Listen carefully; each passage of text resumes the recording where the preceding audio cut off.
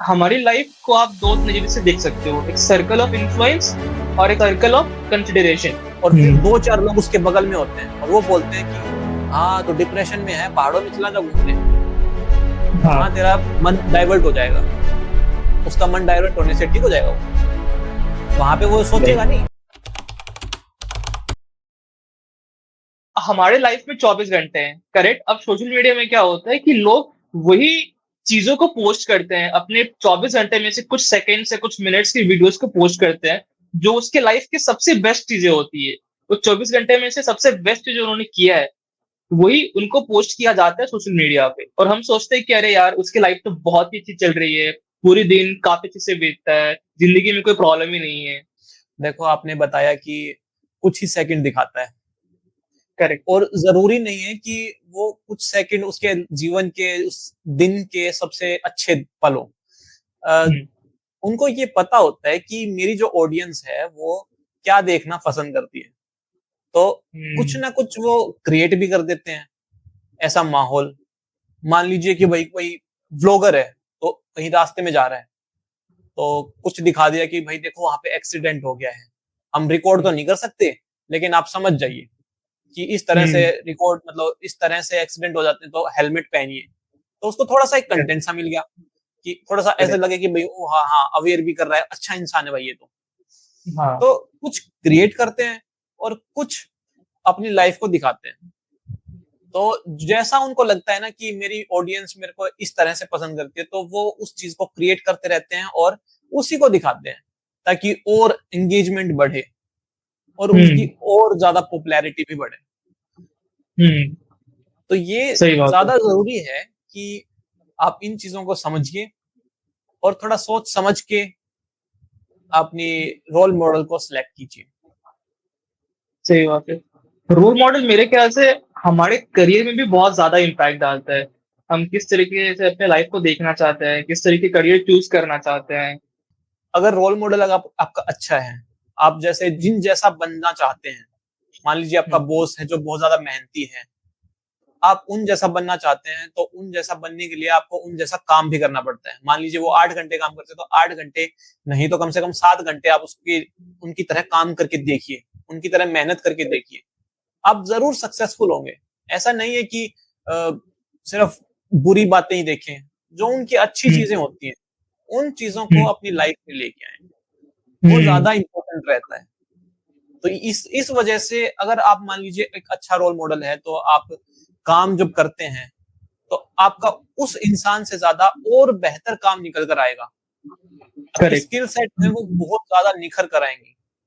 तो यहाँ पे रोल मॉडल का काम बहुत ज्यादा होता है, क्योंकि देखिए दो चीजें होती हैं। एक तो कि आपने मान लीजिए कि एक काम किया आपने, मान लीजिए इसमें 100% दिया। एक एग्जांपल ये ले लेते हैं कि जैसे चैट जीपीटी है, चैट जीपीटी पे आपने कुछ फॉर्मेट डाला कि मेरे को एक वीडियो बनानी है, उसमें मेरे को बताइए कैसे बनाए। उसने आपको आइडिया दे दिया, 50% आइडिया आपने वहां से लिया और 50% जो आपने ले लिया उसके बाद 50% दिमाग आपने और लगाया। तो बताइए वो वीडियो अच्छी बनेगी नहीं बनेगी? बिल्कुल बनेगी, बिल्कुल बनेगी। ऐसे ही होता है रोल मॉडल का काम। रोल मॉडल ने आपको 50% सिखाया, आपको आइडिया मिला उससे कि हाँ मैं ये काम भी कर सकता हूँ, मैं और अच्छे से बना सकता हूँ या फिर और कुछ इसमें ऐड कर सकता हूँ। उसने 50% आपको सिखा दिया।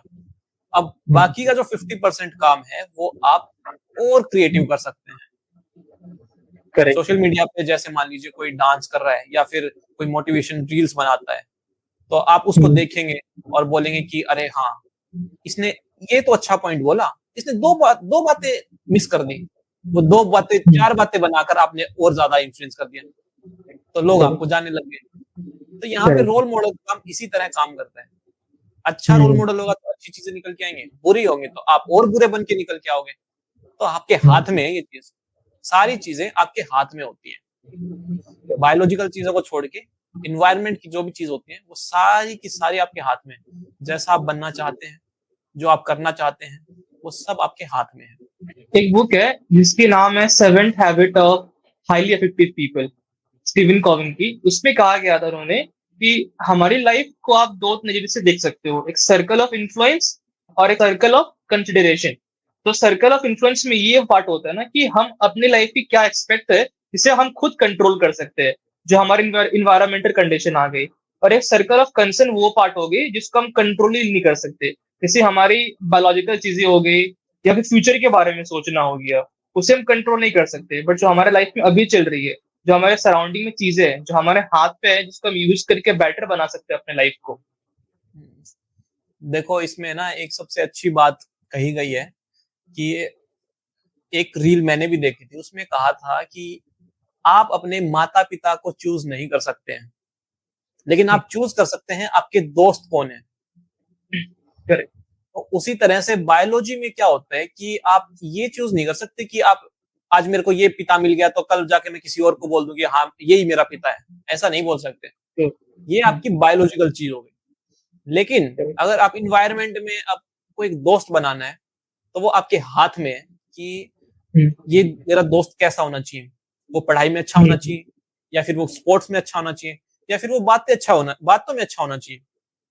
आपको उसकी कौन सी स्किल अच्छी लगती है, वो चीज आपके हाथ में कि आप ऐसे फ्रेंड सर्कल में रहना चाहते हैं।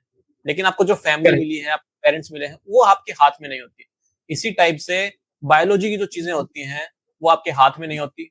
जैसे आपको जीन्स में जो भी आपको बीमारी मिली है या फिर क्वालिटीज मिली है या फिर कुछ बुराइयां मिली हैं, तो वो आपके हाथ में नहीं है। बट जो आपके इन्वायरमेंट में, सोशल में है, आप उसको चेंज कर सकते हैं। तो ये चीजें मैटर करती हैं कि आपका इन्वायरमेंट कैसा है। आपका इन्वायरमेंट अच्छा होगा तो आपकी जो लाइफ किस डायरेक्शन में जा रही है वो आपको पता रहेगा। तो इस चीज पे ये बात हो सकती है। सो अभी के टाइम में सोशल मीडिया में इतने ज्यादा इन्फ्लुएंसर हो गए हैं, वो लोग बात कर रहे हैं क्या डिप्रेशन है, डिप्रेशन से बाहर कैसे निकले, एंजाइटी क्या है। बहुत सारे मोटिवेशनल स्पीकर्स है, गुरु है, जो इन सब बात चीजों में बात करना चाहते हैं, इवन बात करते भी हैं, उनके बहुत सारे ऑडियंस है। राइट। सो क्या ये सब जो बता रहे हैं सही में ठीक है? इस किसकी किस हद तक चीजें है जो काफी अच्छी है और किस चीज है जो काफी बुरी है? देखिए आपने बहुत अच्छा सवाल किया है। आज के टाइम में सोशल मीडिया में इतने ज्यादा इन्फ्लुएंसर्स हो गए हैं, नए नए गुरुज निकल के आ रहे हैं, नए नए बाबा हैं और नए नए मोटिवेशनल स्पीकर्स हैं, जो कि बहुत खुले दिल से डिप्रेशन के बारे में बात करते हैं, एंजाइटी के बारे में बात करते हैं, इतनी ज्यादा ज्ञान की बातें देते हैं कि आपको डिप्रेशन है तो 2 मिनट में ठीक हो जाएगा, या फिर आपको डिप्रेशन होना ही नहीं चाहिए, डिप्रेशन नाम की कोई चीज ही नहीं है। इस तरह की बातें वो करते हैं। लेकिन मैं उन सभी को बता देना चाहता हूं कि डिप्रेशन एक मेंटल इलनेस है। डिप्रेशन को समझने के लिए आपको सिर्फ हवा में तीर छोड़ने की जरूरत नहीं है, आपको ये भी समझना होगा कि डिप्रेशन का कारण क्या है, डिप्रेशन के पीछे किन चीजों का हाथ है। क्या कोई एक पर्टिकुलर बात है जो जिस वजह से डिप्रेशन बढ़ा है, या फिर उसको किस चीज की परेशानी है। वो परेशानी कुछ भी हो सकती है, रिलेशनशिप से हो सकती है, गर्लफ्रेंड छोड़ के चली गई, फाइनेंशियल कंडीशन से हो सकती है, और बहुत सारी चीजें हैं कि आपको डिप्रेशन हो सकता है। अगर आप स्टूडेंट हैं तो आप कह सकते हैं कि मेरे को पढ़ाई का स्ट्रेस है, अगर मैं पढ़ाई नहीं कर पाया या फिर मेरा एग्जाम में री आ गई या फिर मेरे कुछ हो गया तो मैं मर जाऊंगा, क्योंकि पेरेंट्स ने इतना पैसा लगा दिया मेरे ऊपर और इतनी सारे मतलब खर्चा मेरे ऊपर किया है। वो चीजें होती है डिप्रेशन। ऐसे ही हर एक स्टेज में होती है, जैसे रिलेशनशिप में हो गया या फिर बहुत सारी चीजें जो मैंने बताई, और भी बहुत सारी चीजें होती हैं। तो इन चीजों में एक मोटिवेशनल स्पीकर आता है, एक गुरु आता है और बोलता है अरे डिप्रेशन कुछ नहीं होता है, कुछ नहीं है डिप्रेशन, अच्छा खाओ, अच्छा पियो, पेरेंट्स की सेवा करो, भगवान में आस्था रखो, तो इससे क्या होगा, इससे डिप्रेशन ठीक हो जाता है क्या? मान लो कि मैं आज चला गया उन बाबा के पास और बाबा ने कह दिया कि खाने से डिप्रेशन ठीक हो जाएगा, भगवान की पूजा करो उससे डिप्रेशन ठीक हो जाएगा। मैंने एक दिन कर ली, लेकिन आप ये बताओ कि डिप्रेशन के सिम्टम्स क्या होते हैं? उन बाबा को पता है क्या ये बात? उन मोटिवेशनल स्पीकर्स को पता है क्या ये बात? फिर वो कैसे बोल सकते हैं? और हम उन्हीं को सुनते हैं कि वो कुछ नहीं होता है। और इसी कारण से अगर मेंटल इलनेस अगर होती है तो जो नॉर्मल लोग हैं वो ये बोलते हैं कि डिप्रेशन नाम की कोई चीज नहीं, क्योंकि उन्होंने उन मोटिवेशनल स्पीकर्स को सुना है। करेक्ट। ये एक सबसे बड़ा नुकसान है एक मेंटल हेल्थ को ना समझने के लिए, क्योंकि अगर हम उन चीजों को उन लोगों को सुनेंगे और वो बोलेंगे कि नहीं होता है कुछ भी, तो हम कहीं भी ये बात नहीं मानेंगे कि भाई एक मरीज है या फिर एक डिप्रेशन का शिकार है ये बंदा और इसको जरूरत है हेल्प की। इसको कंसल्ट करना चाहिए एक साइकोलॉजिस्ट से या साइकाइट्रिस्ट है, कंसल्ट करने की ज्यादा जरूरत है उसको, नहीं तो उसके माइंड में इतने ज्यादा थॉट्स आएंगे। आपको पता है 7 दिन तक अगर इंसान का मूड बिल्कुल ही सैडनेस, लोनलीनेस, जो भी इसका इंटरेस्ट था वो करने का मन था, जो भी उसको वो नहीं कर रहा है। मान लीजिए मेरे को म्यूजिक बहुत ज्यादा पसंद है और मैं म्यूजिक नहीं सुन रहा हूँ, तो हो सकता है अगर 7 दिन तक मेरी एक्टिविटी सेम रहती है तो हो सकता है कि मेरे को डिप्रेशन है और मेरे को अब उस टाइम पे कंसल्ट करने की जरूरत है। मेरे को ये नहीं बोलना है कि मोटिवेशनल स्पीकर्स क्या बोल रहे हैं, कौन सा मोटिवेशनल स्पीकर क्या बोल रहा है, मेरे को डिप्रेशन में ये हो गया है तो अब मेरे को किसको सुनना चाहिए, या कौन सा बाबा क्या बोल रहा है। मेरे को ये चीजें नहीं सुननी। आपको एक अच्छा काउंसलर, एक अच्छा साइकोलॉजिस्ट ढूंढना है और आपको उसके बारे में बात करनी है, बस। अब ये चिंता करने की जरूरत नहीं है कि वो मेरे को जज करेगा या फिर मुझे क्या ही बताएगा या फिर मैं क्या पूछूं उससे। वो अपने आप संभाल लेगा, वो एक्सपर्ट है इन चीजों में, उसका यही काम है। तो आप ये इस चीज को लेके घबराए नहीं कि एक मैं काउंसलर के पास जाऊंगा, मैं अपनी प्राइवेट चीजें बताऊंगा। बिल्कुल नहीं, ऐसा बिल्कुल नहीं सोचना आपको। ये सारी बातें कॉन्फिडेंशियल होती हैं, ये बात किसी को नहीं बताई जाती है, ये आपकी पर्सनल है। और सबसे अच्छी बात यही है, आपको ना जज किया जाता, ना आपको किसी की बात या फिर आपको आपकी जो बात है वो कहीं भी नहीं बताई जाती है। आप बेफिक्र होके अपनी खुलकर बात रख सकते हैं। ये आपके दोस्त से भी बढ़कर बन सकते हैं। अगर आप ठीक होना चाहते हैं तो आप खुलकर उनसे बात कर सकते हैं, क्योंकि कुछ ऐसी बातें होती हैं जो हम चाहते हैं कि नहीं बता सकते हम लोग। कुछ भी हो सकता है, सेक्सुअल रिलेटेड हो सकता है, किसी क्राइसिस हो सकती है, कुछ भी हो सकता है। लेकिन ये आप काउंसलर के सामने बताएंगे तो वो सुनेगा और आपको एक अच्छी गाइडेंस प्रोवाइड करेगा। बिल्कुल, ये ज्यादा जरूरी है, बजाय कि आप किसी बाबा जी के पास जाएं और बोलें कि बाबा जी चमत्कार कीजिए, मेरा बच्चा सो रहा है या फिर ज्यादा इसको तनाव महसूस हो रहा है। वो नहीं कर पाएंगे। तो जो मेंटल इलनेस होती हैं उनके लिए जरूरी होता है कि आप एक अच्छे साइकोलॉजिस्ट और साइकाइट्रिस्ट के पास जाएं जो आपको ठीक करने में मदद करें। एक तो लोगों के दिमाग में बहुत सारे स्टिग्मास भी रिलेटेड है ना, जिसकी वजह से उन लोग साइकोलॉजिस्ट या साइकाइट्रिस्ट के पास जा ही नहीं पाते। उनको लगता है अगर वो लोगों को बताएंगे कि मेरा ये मेंटल डिसऑर्डर है, तो उनको लगता है कि लोग उसको पागल समझेंगे, राइट? जिस डर से वो कभी अप्रोच ही नहीं कर पाते साइकोलॉजिस्ट या साइकाइट्रिस्ट को। देखो, इसका एक सबसे अच्छी बात मैं बता देता हूं आपको। आज से 30-35 साल पहले हमारा इलाज कैसे होता था? हमारा इलाज कौन करता था? डॉक्टर करते थे या फिर आयुर्वेद करता था, या हम जड़ी बूटियां यूज करते थे?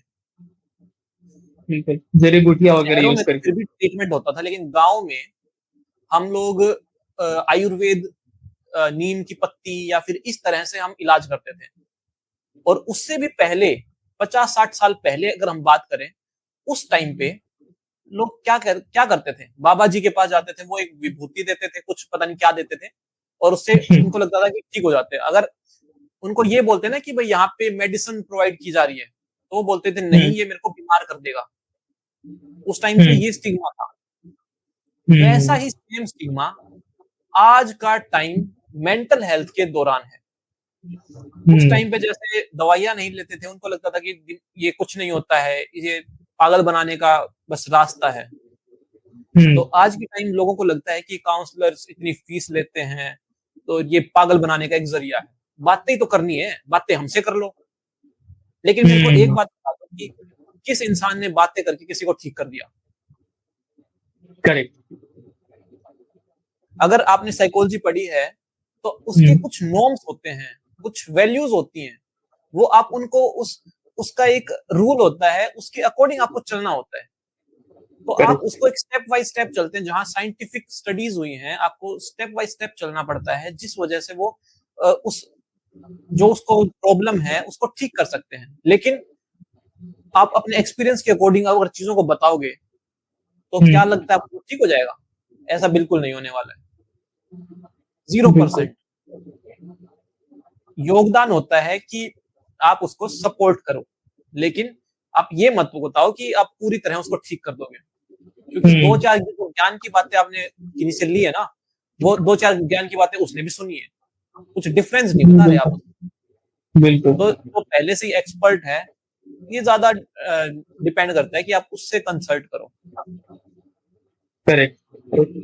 ये सब बातें सिर्फ टेम्परेरी के लिए ठीक है, थोड़ी देर के लिए आपको रिलैक्स कर सकते हैं, बट लॉन्ग टर्म में कभी काम नहीं आने वाली सब चीजें। बिल्कुल। मान लीजिए अगर आपको सुसाइडल थॉट्स आ रहे हैं, तो आप क्या बोलोगे अपने दोस्त को कि भाई देख तेरे माता पिता को देख, कितने साल हो गए तेरे को पाला है, मतलब वो उसको गिल्ट भी दे रहा है साथ साथ कि भाई तूने गलत तो किया है, अब उनसे मतलब इतने साल हो गए, क्या हो गया, तूने क्या किया, ये उसी के ऊपर मतलब उसको उसी को दे रहे हैं सारा ज्ञान कि भाई तूने ही गलत किया है। वो ये नहीं समझ रही कि भाई उसके ऊपर अभी क्या बीत रही है, क्या वो सही वक्त है ये सब बातें करने का। लेकिन एक एक्सपर्ट ये जानता है कि क्या सही वक्त है, किस टाइम पे क्या बोलना है, ये एक एक्सपर्ट जानता है, ना कि एक नॉर्मल इंसान जो कि बस उसको इसके सामने एक सिचुएशन आई और उसने बहुत ज्ञान दे दिया अपना। तो ये ज्यादा डिपेंड करता है कि आप किस इंसान को किस टाइम पे किस चीज के बारे में बात कर रहे हो, वो ज्यादा वैल्यू करती है। मैंने ना काफी लोगों को देखा है, जो कि जो बोलते हैं कि मुझे तो एंजाइटी है, और फिर वो बोलते हैं कि अरे नहीं मेरे को तो शायद लगता है डिप्रेशन हो गया है, और फिर दो चार लोग उसके बगल में होते हैं और वो बोलते हैं कि हाँ तो डिप्रेशन में है, पहाड़ों में चला जा घूमने, हाँ तेरा मन डाइवर्ट हो जाएगा। उसका मन डाइवर्ट होने से ठीक हो जाएगा। वो वहां पे वो सोचेगा नहीं, उसके दिमाग में जो चल रहा है, मान लो मैंने 1 करोड़ रुपए अपने जुआ में हार गया, मैं वहां पे जाके ये नहीं सोचेगा कि भाई मेरा 1 करोड़ जुआ में हार गया, अब मैं फैमिली कैसे चलाऊंगा। वहां पे बदल जाएगा कुछ, एनवायरमेंट बदलने से उस चीज का उससे इफेक्ट होगा, कुछ चेंज होगा, कुछ नहीं होगा। तो ये चीजें होती है कि बस हम ज्ञान दे रहे हैं कि उस सिचुएशन में हमने बता दिया, लेकिन सही तरीका यही होता है कि अगर आपको मेंटल इलनेस है तो इसमें शर्म की बात नहीं है, जैसे फिजिकल है वैसे मेंटल है, तो आप कंसल्ट कर सकते हैं। और जब तक मैं एक चीज और बोलता हूँ कि जो इंसान स्ट्रोंग होता है वही काउंसलिंग लेता है, जो कमजोर होता है वो कभी नहीं लेता, वो डरता है और वो जिंदगी भर डरेगा, चाहे वो कोई भी चीज, उसको वो परेशान हो जाएगा कि भाई मेरे साथ ये हो रहा है, मेरे साथ गलत हो गया है, तो वो परेशान हो जाएगा, लेकिन वो कंसल्ट नहीं करेगा, वो जिंदगी भर डरेगा और परेशान रहेगा। और जो स्ट्रोंग होगा कि उसको लगता है कि हाँ मुझे ठीक होना है, मेरी लाइफ अच्छी होनी चाहिए, तो वो कंसल्ट करेगा और वो ठीक होने के बाद ही उस चीज को पूरे होशो आवाज में बोलेगा कि हाँ अब मैं ठीक हो गया हूँ इस चीज को। करेक्ट। सब जाहिर सी बात है, सोशल मीडिया स्केल अप हो रहा है, यूजर्स बढ़ रही है, तो उसमें काफी अच्छे लोग भी मिलेंगे हमें, काफी बुरे लोग भी होते हैं। अब जो बुरे लोग होते हैं वो ट्राई करते हैं ऑनलाइन हरासमेंट करने का, साइबर बुली करने का, तो उन सब चीजों का हमारे मेंटल हेल्थ में कैसे इम्पैक्ट हो सकता है? देखो सोशल मीडिया के आने से साइबर क्राइम भी बहुत ज्यादा बढ़ गया है, और इसका बढ़ने का रीजन ये है कि आज के टाइम में जैसे मान लीजिए बॉयफ्रेंड हो गए, गर्लफ्रेंड हो गए, जो कपल्स हैं वो आपस में अपनी फोटोज, अपनी वीडियोस शेयर कर लेते हैं, और समय आने पर मान लीजिए अगर उनका ब्रेकअप होता है तो वो हमेशा धमकी देने की एक फिराक में रहते हैं कि ये तेरी पोस्ट वहां वायरल कर देंगे और ये इस वेबसाइट पे डाल देंगे। आजकल एआई का जमाना है, तो एआई से एडिट करके आपकी न्यूड फोटो यहाँ पे पोर्न साइट पे डाल देंगे या इन साइट्स पे डाल देंगे। तो उस चीज से बचने के लिए आपको सतर्क रहना पड़ेगा। और ऐसा नहीं कहता कि मैं, क्योंकि जब भी इंसान प्यार में होता है तो वो यही बोलता है कि मेरे वाला अलग है या फिर मेरी वाली अलग है। करेक्ट। इन चीजों को ध्यान में रखते हुए कि आपके वाला कैसा भी हो, लेकिन आपको ये चीजें नहीं करनी है। अगर ये चीज करोगे तो आप आगे चल के बहुत ज्यादा नुकसान में रह सकते हैं, क्योंकि जैसा कि मैंने बहुत पहले बोला कि सोचते बहुत कुछ हैं लेकिन एक्शन में बहुत कम करते हैं। वादे बहुत करेंगे, शादी करेंगे, ये करेंगे, खुश रखेंगे, ऐसा करेंगे, बट लाइफ आगे की चेंज है। तो आप फ्यूचर को सोचने की बजाय प्रेजेंट में रहिए, और प्रेजेंट में आप अपनी फोटोज ऐसे शेयर मत कीजिए बिना किसी मतलब ज्यादा उसको समझने की कोशिश करें कि उसका नेचर कैसा है, किस तरह की उसकी पर्सनैलिटी है। क्योंकि सोशल मीडिया पर अगर आप बात कर रहे हैं तो मान के चलिए कि वो बहुत ज्यादा फेक है, क्योंकि सोशल मीडिया पे आपके सामने कंडीशंस नहीं आती हैं, सिचुएशन नहीं आती है। सिचुएशन तभी आएंगी जब आप उससे आमने सामने मिलेंगे, तब ज्यादा आपको पता चलेगा कि आप इसका नेचर कैसा है, इसके बोलने का तरीका कैसा है, अपने बड़ों से कैसे बात करता है, अपने छोटों से कैसे बात करता है। मान लीजिए मैं यहाँ पे बात कर रहा हूँ और मान लीजिए मेरी एक गर्लफ्रेंड है और मैं उससे बात कर रहा हूँ, तो फिर मेरी बहन पीछे से आई और मैंने माइक ऑफ किया और बोला कि अरे तू भाग जाए यहाँ से, यहाँ क्या कर रही है, या फिर कुछ भी मैंने ऐसा बोल दिया गलत टोन में, तो और फिर मैंने म्यूट हटा दिया और बोला कि अरे हाँ जी बताइए आप कैसे हैं। कुछ नहीं, मेरी बहन आ गई थी, मेरी दीदी आ गई थी, वहां मैं बोल रहा हूँ कि अरे तू चली जाए यहाँ से, यहाँ क्या कर रही है, और मैं यहाँ बोल रहा हूँ अरे मेरी दीदी आ गई थी, वो मेरे को कुछ बोल रही थी तो मैंने ऐसे ही को थोड़ा सा बता दिया।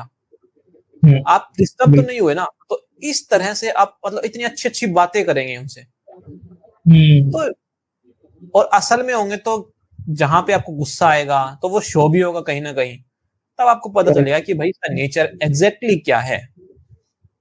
तो सोशल मीडिया की वजह से आप इन चीजों से बहुत ज्यादा सफर कर सकते हैं।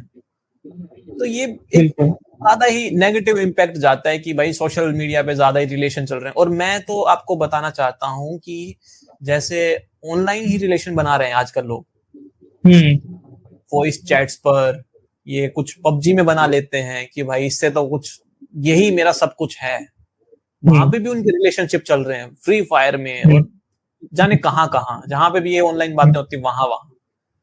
तो मैं तो बड़ा हैरान हूं कि ऐसी चीजें भी चल रही हैं और फिर बाद में वो सफर भी कर रहे हैं। ऐसा नहीं है कि वो सफर नहीं कर रहे हैं, फिर वो कहेंगे कि भाई ऑनलाइन में, क्योंकि ऐसा ही होता है कि मान लीजिए आप जैसे पुणे में और मैं हरियाणा में बैठा हूँ, तो ऐसे ही वहां पे भी होता है कि कोई लड़की दूर की है, लड़का दूर का है, वो उस टाइम पे ये नहीं सोचते कि भाई मान लो अगर लड़की को अपने घर पे जाना पड़ा तो बस का जो ट्रेवल है या गाड़ी का जो खर्चा है कितना होगा, रोज रोज कौन छोड़ने जाएगा, क्योंकि लड़की का बेसिक बात है कि उसकी माँ से मिलने का मन करेगा, उसकी फैमिली से मिलने का मन करेगा।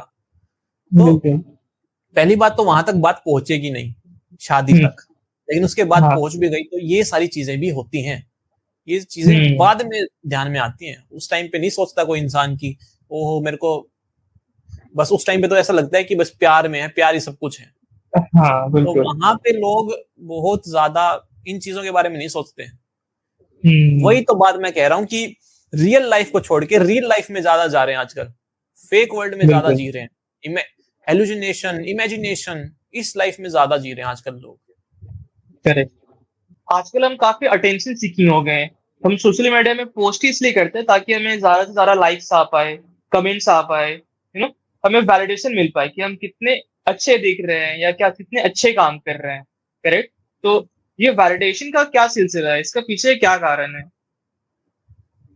देखो, लोग हमेशा ऐसा मतलब उनके जीवन में जब भी वो सोशल मीडिया यूज करते हैं और जब भी वो पोस्ट डालते हैं तो सबसे पहले वो 5-5 मिनट में ये देखते हैं कि कितने लाइक्स आ गए, किस किस ने कमेंट किया, और फिर वो ये भी देखते हैं कि मेरे फ्रेंड ने कमेंट किया कि नहीं किया, या मेरे फ्रेंड ने लाइक किया कि नहीं किया। और नहीं किया तो वो नेक्स्ट डे जाके उनसे पूछेंगे कि भाई क्यों नहीं किया। फिर वो बताएगी कि भाई मैंने तो उस दिन तूने मेरा नहीं किया था इसलिए मैंने आज तेरा नहीं किया। फिर वो उसको लेके झगड़ेंगे। तो ये चीजें लाइक एंड शेयर कमेंट, इन चीजों का बहुत ज्यादा सिलसिला चल रहा है और इतना ज्यादा हम लोग ये चाह रहे हैं कि हम बहुत एकदम से पॉपुलर हो जाएं। मतलब हम जल्दी सक्सेस पाना चाहते हैं और सक्सेस तभी मिलेगी जब ये लाइक, कमेंट और फॉलोअर्स हमारे गेन होंगे। और इस चक्कर में हम 5-5 मिनट में ओ इस पे आ गया इतना, इस पे आ गया, और फिर वो अंदर से इतनी ज्यादा खुशी महसूस होती है उनको, और नहीं मिलता तो फिर बहुत ज्यादा दुख महसूस होता है। तो इसी तरह वो चलते रहते हैं। अभी बात करते हैं कि मान लीजिए कि बहुत सारे लाइक्स एंड कमेंट्स आ गए, सब कुछ आ गया, फिर उसके बाद लोगों में ज्यादा एक ईगोस्टिक आ जाती है कि उन फॉलोअर्स के चलते उनको रिस्पेक्ट चाहिए होती है। अगर उनको रिस्पेक्ट मिलती है तो उनको लगता है कि भाई हम ही हैं इस जगत को चलाने वाले, कि जितना भी काम चल रहा है हमारी वजह से ही चल रहा है। उनको ऐसा लगने लगता है कि हाँ, मैं कुछ काम की चीज कर रहा हूँ या काम की चीज कर रही हूँ, जिस वजह से मेरे को इतना लोग प्यार कर रहे हैं। तो यहाँ पे बहुत सारे उनको ऐसा लगता ही नहीं है कि वो किस दुनिया में जा रहे हैं, बिल्कुल फेक दुनिया में चले जाते हैं वो लोग। और जैसे ही इंस्टाग्राम पे या फिर सोशल मीडिया पर, और जैसे ही सोशल मीडिया पर उनके फॉलोअर्स बढ़ते हैं, उनके लाइक्स, कमेंट जो भी है वो सब बढ़ते हैं, उसके बाद वो अपने आप को ज्यादा सुपीरियर दिखाने लग जाते हैं, जिसकी मदद से वो एक ऐसा अपने आप को ऐसा समझने लगते हैं कि उनसे बड़ा कोई है ही नहीं। अभी जैसे ही आपको रिसेंटली कुछ याद होगा तो एक लड़की जो इन्फ्लुएंसर थी मुंबई की, या मुझे आइडिया नहीं कहाँ की थी, एक इन्फ्लुएंसर थी लड़की, तो उन्होंने अपने आप को बताया कि मेरे को एक कैंसर हो गया और मैं मर गई हूँ, ऐसा कुछ उन्होंने बताया था। तो और बाद में पता चला कि भाई वो कैंसर नहीं है, कुछ भी नहीं है उनको, लेकिन उन्होंने अपने मतलब व्यूज उनके कम हो रहे थे, इस चक्कर में उन्होंने एक फेक न्यूज सोशल मीडिया पर फैलाई, जिसकी वजह से वो फिर से चर्चा में आ गई। तो यहाँ पे आप ये सोचिए कि आप इतने ज्यादा सोशल मीडिया के एडिक्शन, या फिर बोल सकते हैं कि इतने ज्यादा उस चक्कर में पड़ गए हैं कि आपको यही नहीं दिख रहा है कि आप कौन सा मैसेज स्प्रेड कर रहे हो, क्या ये सही मैसेज है। तो इस चक्कर में लोग कितना ज्यादा आपको बुरा भला या जो भी कुछ है वो बोलते हैं। तो उस चीज से लोगों को फर्क नहीं पड़ता है, कि उनको सिर्फ ये लगता है कि मेरी प्रोफाइल बढ़ रही है, मेरे फॉलोअर्स गेन हो रहे हैं, मेरे लाइक्स आ रहे हैं। उनको लगता है कि बस यही दुनिया है। करेक्ट। ये दुनिया उनकी कब खत्म हो जाएगी उनको पता भी नहीं चलेगा, क्योंकि जितनी उनकी नकली दुनिया रहेगी उतने ही वो परेशान रहेंगे। तो रियल लाइफ में जीना भी एक आर्ट है, हर किसी के बस की बात नहीं है। अब जिस तरह हम अपने पॉडकास्ट के एंड की तरफ बढ़ रहे हैं, एक लास्ट सवाल मैं आपसे पूछना चाहूंगा कि आप ह्यूमंस की और सोशल मीडिया की रिलेशनशिप 5 से 10 साल बाद किस तरह देखते हो? हमें किस टाइप के चेंजेस देखने के लिए मिल सकती है? लोग पागल होने वाले हैं पूरी तरह से, क्योंकि ज्ञान जो है वो हर तरफ से मिल रहा है सोशल मीडिया पे, और जितना ज्ञान मिलता है लोग उतना ही ज्यादा कंफ्यूज होते हैं।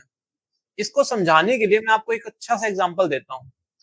मान लीजिए कि आपने अभी एमएससी कंप्लीट की, चलो अभी मत मानिए, मान लीजिए आपने 12th कंप्लीट की, आपके पास अभी क्या career options?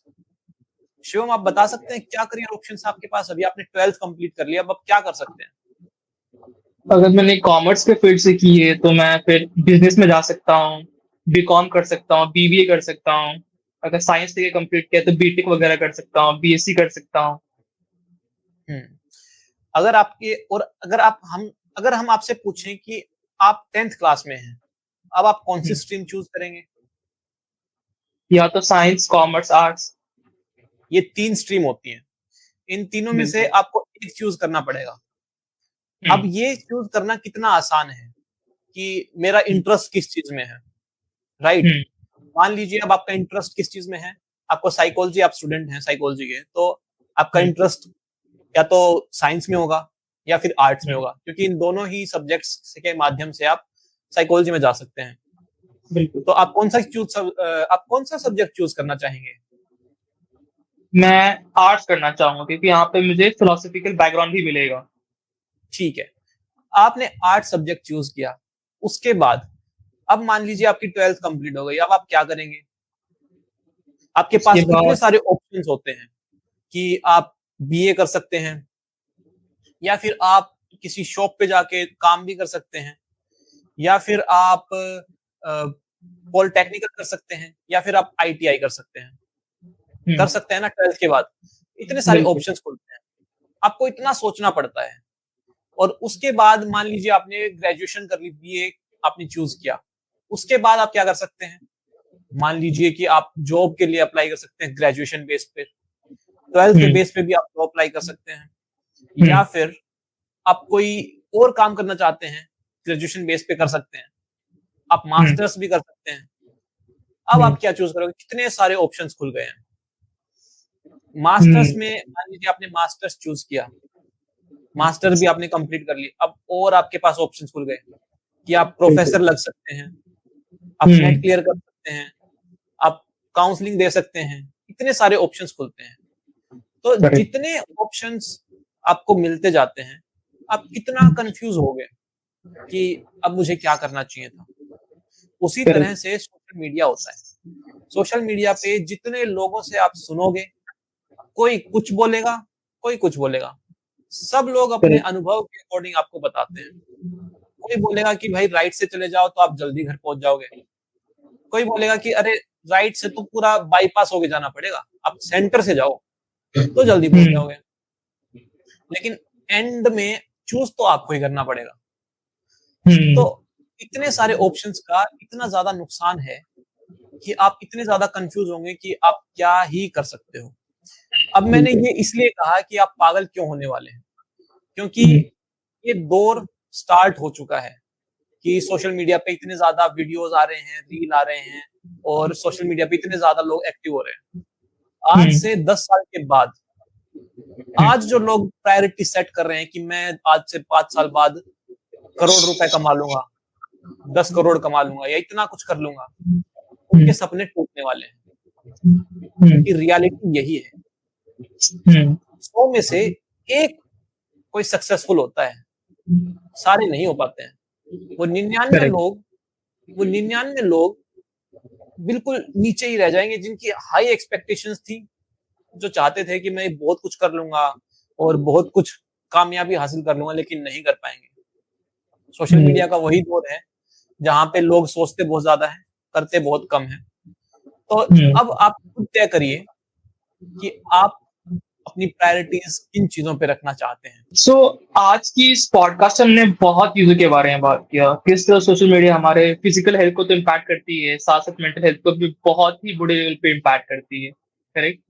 So even I hope हमारे ऑडियंस को बहुत कुछ जानने की मिला होगा, बहुत कुछ सीखने को मिला होगा। राइट। तो जिस तरह आप अपने फॉलोअर्स को फॉलो करते हो सोशल मीडिया पे, आपका रोल मॉडल है, उसी तरह हम दोनों को भी फॉलो करने का ट्राई कीजिए। एंड मोहित सर, बहुत बहुत धन्यवाद, आपने इतना टाइम निकाला हमारे लिए, अपनी बिजी शेड्यूल से निकाल के कुछ समय दिया मुझे इस पॉडकास्ट बनाने के लिए। एंड आई होप फ्यूचर में हम और भी कोलैबोरेशन करेंगे साथ में। जी बिल्कुल, समय रहा तो बिल्कुल करेंगे। बिल्कुल। सो जाते जाते 2 शब्द जो आप हमारे ऑडियंस के लिए कहना चाहोगे। देखिए, कहने को तो बहुत कुछ है, लेकिन आखिरी में मैं यही कहना चाहूंगा कि अगर आपको कभी भी ऐसा लगता है कि आप मेंटल इलनेस से जूझ रहे हैं, आपको एंजाइटी हो रही है, आपको स्ट्रेस हो रहा है, डिप्रेशन हो रहा है, सोशल में लाइफ जीने में प्रॉब्लम हो रही है, सोशल इश्यूज हैं, तो आप एक साइकोलॉजिस्ट को कंसल्ट कीजिए। इसमें शर्म की कोई बात नहीं है। जैसे आपको फिजिकल प्रॉब्लम होती है, वैसे ही मेंटल होती है। तो अगर आप ठीक होना चाहते हैं और लाइफ में कुछ करना चाहते हैं, तो एक सही एक्सपर्ट की सलाह बहुत ज्यादा मायने रखती है। तो एंड में मैं यही कहना चाहूंगा कि अगर आपको ऐसा लगता है तो आप कंसल्ट कीजिए। मैं ऐसा नहीं कहता कि आप मेरे से कीजिए, मैं सिर्फ ये कहता हूं कि आप कीजिए। इतना मत घबराइए कि कोई मेरे बारे में क्या सोचेगा। सोचने वालों का काम है सोचना, आपका काम है आपका काम करना। आपको अपनी लाइफ बेटर करनी है, दूसरों को नहीं। बिल्कुल जरूरी है कि आप अपने बारे में सोचिए। बिल्कुल बिल्कुल सही बात है। आई होप हमारे ऑडियंस को ये बात समझ में आई होगी और कुछ एक्शंस लेंगे अपने मेंटल हेल्थ वेलबींग के लिए। Thank you so much once again for coming my podcast.